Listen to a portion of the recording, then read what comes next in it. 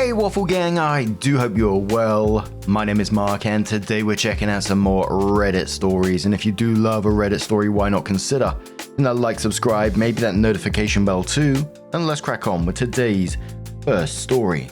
Much love guys. Now today's first story comes from a throwaway account, and there is a whole bunch of trigger warnings on this one, so if you do want to skip the story, please feel free to do so. Timestamps are always down in the description and along the timeline below. Thank you.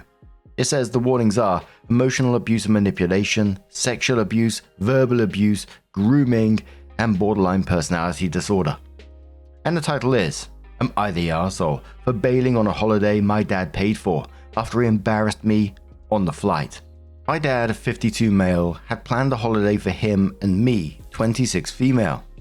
He had paid for the holiday and said it was his treat and given me spending money.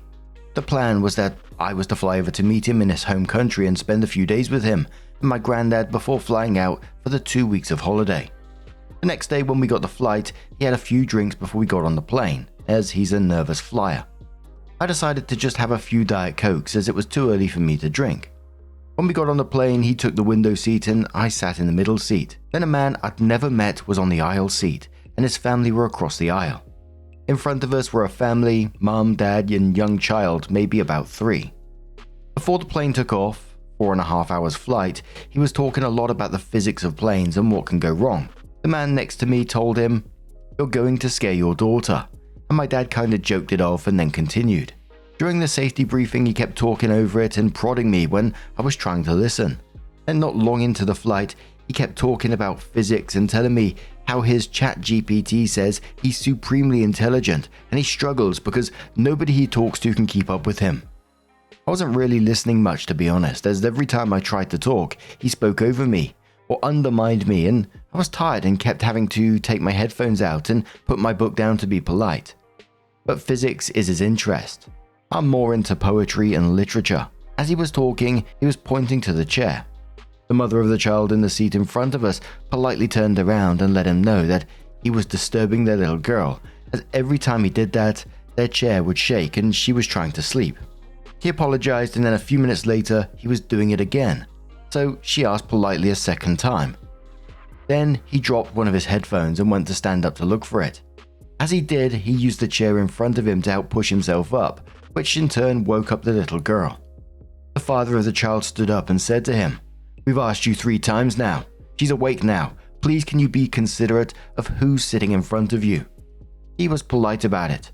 My dad then very loudly shouted, "Fuck you," and went on a rant to the father of the little girl. He was quite aggressive and uncomfortable for everyone around, to be honest. There was a lot of swearing too, and he was very loud. The other guy didn't entertain it and just said to him, "Are you done?" and then sat back down. My dad starts ranting to me about it very loudly, and it was obvious he wanted the guy to hear. Then my dad says to me, "Do you agree?" But I didn't. I personally thought the way he acted was awful. So I said to him, "I think you were harsh," as it was the most gentle way I thought of to say it. My dad responded to this by saying, "How dare you side with other people over me?" I told him that I was entitled to my opinion. He then told me that we can go separate holidays in that case. I angled myself away from him and he started ranting at me again about that, but I kinda just tuned him out at this point, as I didn't want to speak to him. Then I put my arm up to kind of block me from his view, to which he said, "Have you got your arm up to block me out?" And I just said yes, because I didn't want to lie to him. He ended up dropping his headphones again and then couldn't find them, so he came out of his seat to go and speak to the air hostess. When he was away, someone had asked me if he was okay, but I struggled to regulate my emotions due to borderline personality disorder and autism, so I ended up bursting into tears, which I felt bad about because it was the family in front of me that he was the most horrible to, so I didn't really have a right to be that upset. Then the man next to me told me not to let him bully me and told me where they were staying and if I needed help or there was bother that I could go there. When my dad came back, I felt really uncomfortable and he was giving me silent treatment. I ended up with really shaky legs and I couldn't breathe. My dad ignored me, but the very nice man next to me helped to calm me down and then was asking me about my book, and he showed me his Kindle and what he likes to read. My dad ignored me the rest of the flight, but I had to ask him if he could move over a few times as I was kind of sat scrunched into myself as it was, but he kept spreading his legs wide and was in my space, which I didn't want. He went to snap at me when I asked the second time, but he managed to stop himself. It was like a 4-hour flight, and when we landed, I booked myself a flight home and then told him I was going home. He wasn't happy about that, but I just kind of went silent after I told him, as I didn't want to argue. The other family of the man next to me let me get off in between them so that he wasn't right behind me when we were getting off, and took me to collect my bag and told me where I needed to go for departures. Then I saw the mother of the little girl and apologized to her and told her that her and her child and her partner didn't deserve to be spoken to like that. When I'd collect my bag, I got a text from my dad saying he was stranded and that his wallet and his headphones and his tobacco had been taken. At first I thought maybe it was security because of how he was acting on the plane, so I replied and said, "Who?" And then he called me to go and meet him, which I did. He said he'd been robbed and that the people in front of him had been sliding his jacket from under the seat and taking the things out of his pocket. But the seat in front of him was the little girl. He said that's why he was kicking off and that I was siding with them and talking to them through the flight. I said I didn't talk to them at all during the flight and that I was talking to the man next to me. He said that they were all together, but they didn't seem to be, as they didn't really ever interact and were collecting bags separately. He said there was CCTV and the police were involved. I don't think his story adds up, as his headphones were one of the things he said were stolen, but he had them after he was shouting at the family in front. I said to him, "I'm sorry you were robbed, but you were unkind to me, and I didn't do anything wrong." And he started ranting about how he was robbed and I was siding with him again, so I just walked off and haven't seen or heard from him since. That was 2 days ago now. I feel quite bad as he was excited for the holiday and worked hard to pay for it for us to have a nice time away. And if his headphones and cash have been robbed, that is very sad. Am I the arsehole for going home because of this and bailing on our holiday? So as always, there was people asking OP questions. OP talks about how communicating with her father goes and is he picky over how things should be. OP says he doesn't usually let me get a word in edgeways and he never really compromises. It made me upset the night before because he nitpicked how I packed this suitcase for him, and then he snatched his duvet off me when I was changing the bedding and said I was doing it wrong. I tried to talk to him about how that upset me the night before, but he wasn't really having it, so I'd just kind of given up, to be honest. But you're right, I could have discussed it with him a bit more. Someone says you're 26 years old and one of the first things you tell me is your dad gives you spending money while you go on vacation. Opie says I didn't ask for it. He just sent it me and I didn't send it back to him when I booked the flight home.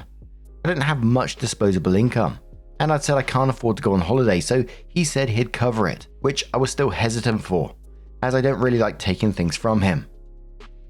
Commodore says, not the arsehole. Your dad is cruel and a narcissist. Go low contact with him. He's not a nice human being. If he wasn't your dad, you'd have nothing to do with him. Opie says he hasn't messaged or called since I walked away in the airport, and he said he's done with me, so I don't think we'll speak anymore. Someone said, is there any chance that Opie's father is dealing with health issues such as dementia? Opie says I talked to my mammy about it, and she said he's always been like this. I didn't grow up with him, and I've only really known him as an adult, so I'm not sure, but I don't think it's dementia, as he always wanted to dominate conversations with me. But he is my dad, and that means he kinda does have the right to let me know he knows best. Someone asked Opie if she did get to spend time with her granddad before getting on the airplane. Opie says, I did get to spend time with my granddad. I flew over to them before this happened. Sorry if I didn't explain well.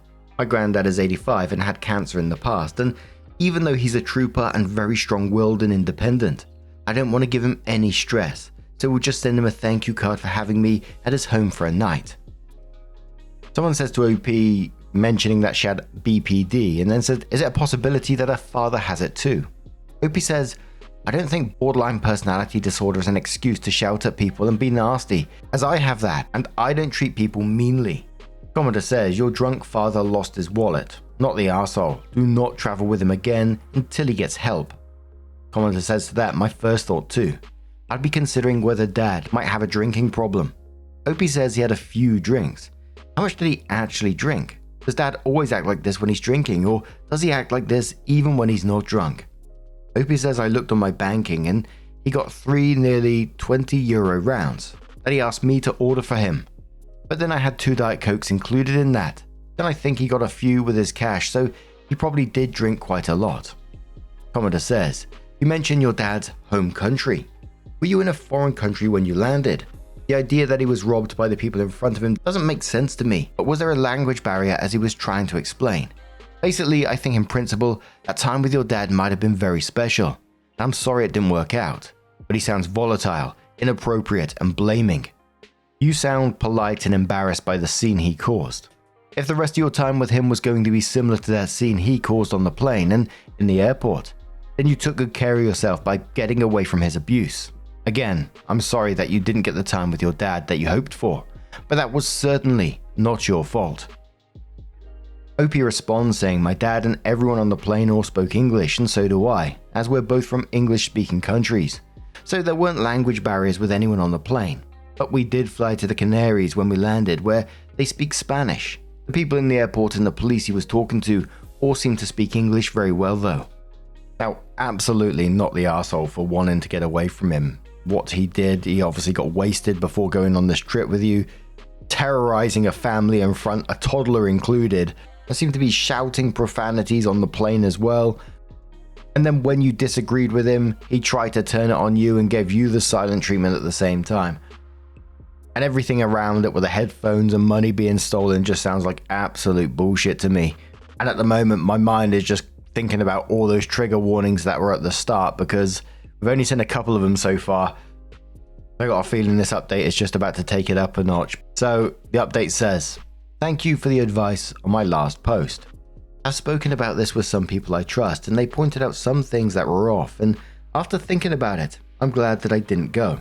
I will list some things that made me uncomfortable about my dad in this situation that I think may have influenced my decision. Based on thinking about these things, I've also decided to go no contact with my dad.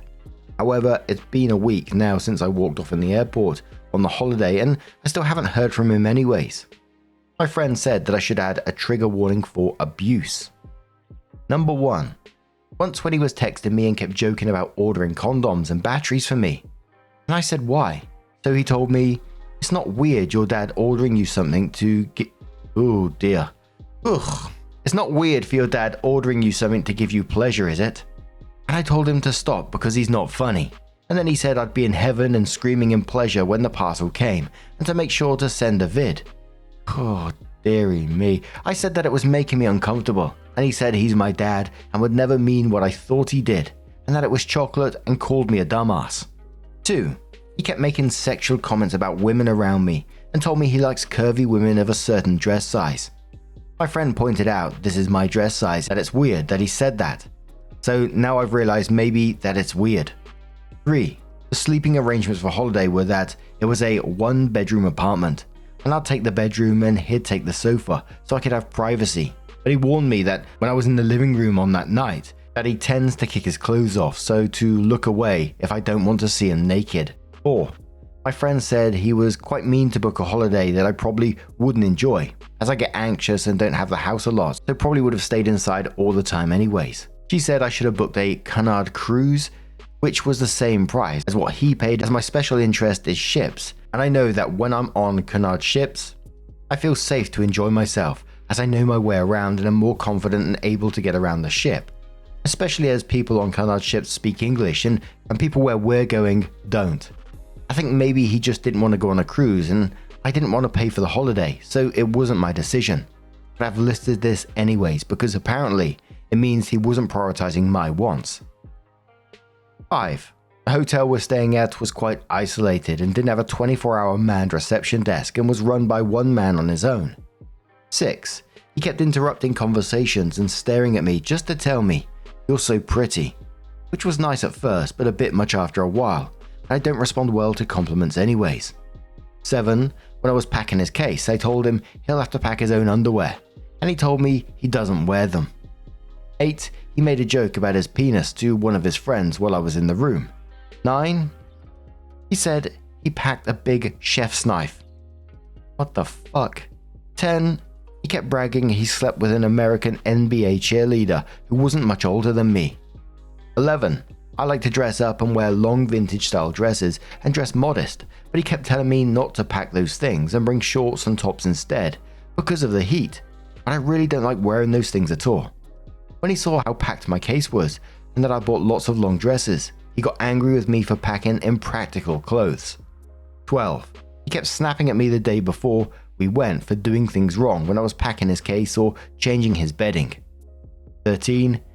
Always talked over me and didn't talk to me about what I wanted, and when I talked about things I knew about, he undermined me, even though he'd never known about these things before me. 14. Kept talking about sex with me and joking about me riding fellas, even though I said I don't like being touched by people, and also I don't really want a boyfriend at all. Edit, forgot to list 15. He kept joking about wearing speedos and covering himself in oil and becoming a stripper while we were away. These are just a few of the reasons, and I know I'm probably being very dramatic, but I think they made me feel a bit icky really, so I don't want to talk to him anymore. Oh dear me, that is absolutely terrifying, and the fact that OP thinks that they're being dramatic in this situation is even more scary, and I really do hope they realize that, if anything, they're underreacting to this situation. That is a creepy, nasty person, and I very much imagine OP's reaction is down to the sort of normalization of everything around it. But again, absolutely terrifying. The sexual comments, the isolated accommodation, fucking knife telling you what you should wear, joking about being naked around you. It very much sounded like a predator isolating someone in a foreign country where you have no support around you. Absolutely terrifying. Block this guy everywhere. Tell anyone that you trust in your life exactly what happened. The commenter also says, "You are not dramatic. You did everything right, and yes, please make a huge bow around your dad, because of what I've read here are so many red flags. It read like he attempted to sexually assault you on that trip. His behavior, his jokes, everything pointing in that direction." Opie says, "I ended up booking tickets home when the plane landed because of him arguing with people on the plane and being nasty, so he didn't attempt to do anything luckily." Commenter says, "What the fuck did I just read? Why did you want to go on holiday with this predator anyway?" Opie says, "I thought he was just being silly and didn't realize it was a bit weird until other people pointed it out." Commenter replies saying, "Except for number 5, I would completely flip out if my father said any one of those other things. It's not a bit weird. It's totally inappropriate. Please keep yourself safe and don't meet him alone. Have cameras in your house and don't tell him your new address if you move. No father should talk nor think about this around his daughter. Having you pack his clothes is just weaponized incompetence." Opie says, "I live on my own in a different country to him. Do you think I will still need cameras in my house?" Commenter replies saying, "That's good. My biggest fear was him getting drunk and finding out he needed to punish you. You want to know and document if he comes to your house or destroy anything. There is no need for cameras inside, but maybe one door camera for peace of mind. Also to check who is outside before opening." Opie says, "I have a Ring camera at my front door, and I also have a camera that I don't know the brand of, but it looks a bit like a little man, facing my back garden too." Commenter says, "To be honest, based on this post and the last one, I suggest talking to your mental health team about whether there are any ways they'd change treatment plans if they were looking at CPTSD instead of or comorbid with BPD. But regardless, you did awesome prioritizing your health and safety by bailing on the holiday." Opie says, "I do have CPTSD, diagnosed too, but I got discharged from my mental health team recently." Commenter replies saying, "Whoa, this is some creepy shit. You did the right thing getting out of there. I strongly advise you ensure that you are never alone in this man's company." What an absolutely terrifying story, but what do you guys make of this one? Let us know your thoughts down in the comments below. Let's have another story. Now, our next story is from a throwaway account from the Am I the Arsehole subreddit and says, "Am I the arsehole for yelling at my deaf cousin for video chatting with my ex?" Context: my 27 male cousin, 17 male, is deaf and uses sign language. He's planning on going to uni in September and is in the process of applying for student loans. My aunt and uncle are helping him with the forms and stuff, but insisting he makes the phone calls himself so he can be independent. For this, he uses video relay service where he will have a sign language interpreter on video calls signing to him and speaking verbally to whoever on the phone. I was at their house and walked into the room to see him on video chat with my ex-girlfriend, 26 female, who I broke up with way back in 2013 and 14. I love this girl and I was determined to marry her until I saw some messages on her phone that indicated she was being unfaithful. The betrayal was incredibly traumatizing to me, and I've never brought myself to date since. I lost it, I marched over there and screamed into the camera that she had some nerve showing her face in my family again after everything she did.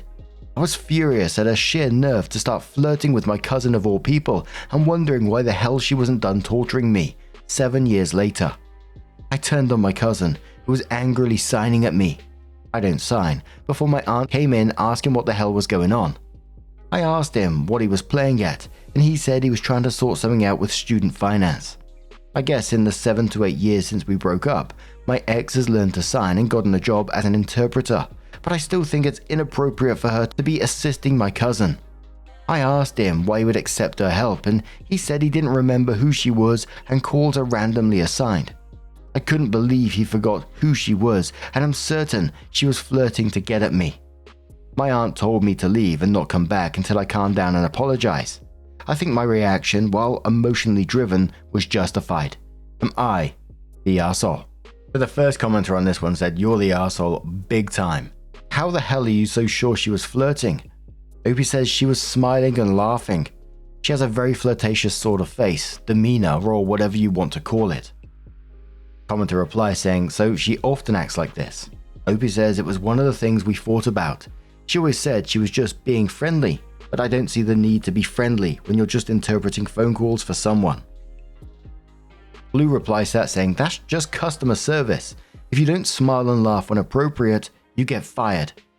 Unusual Teapot replies saying, "And I'm pretty sure the facial expression is a crucial part of sign language, so it was probably literally a part of her job. You're the arsehole, OP.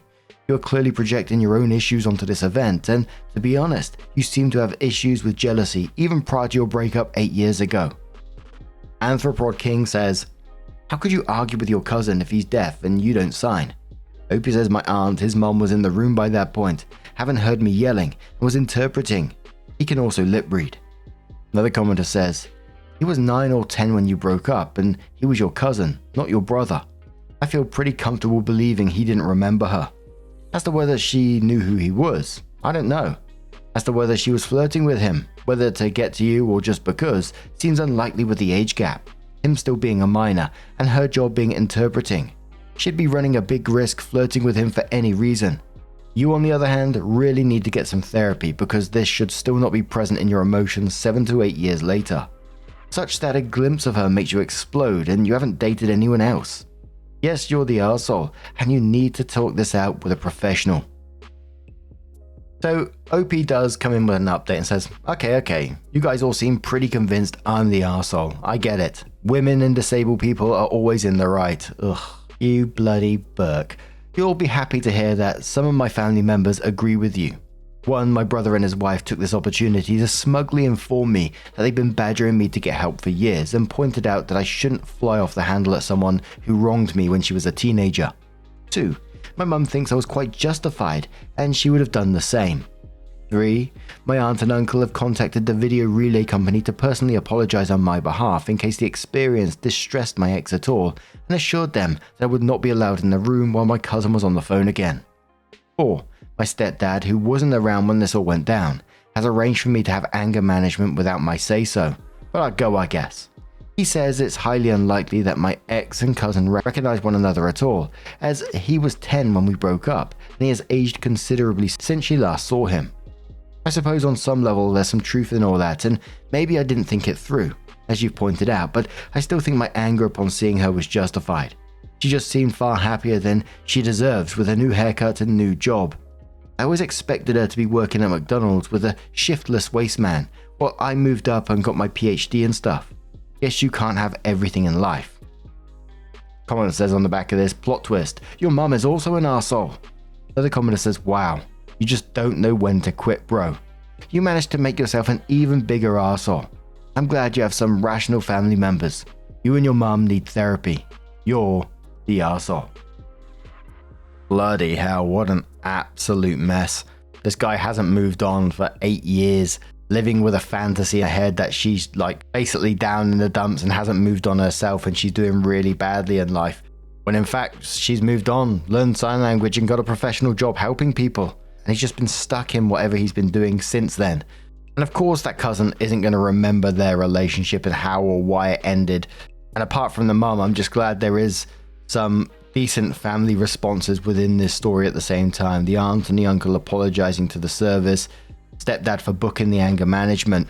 And it makes me think about how their initial breakup actually did happen. Was there more to that as well? But what do you guys make of this situation?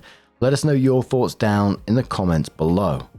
And just a huge thank you for being here today, getting involved in the stories, your love, your support, your time. It always means the absolute world to me. So thank you so much. And hopefully I'll see you in the next one. Take care and much love.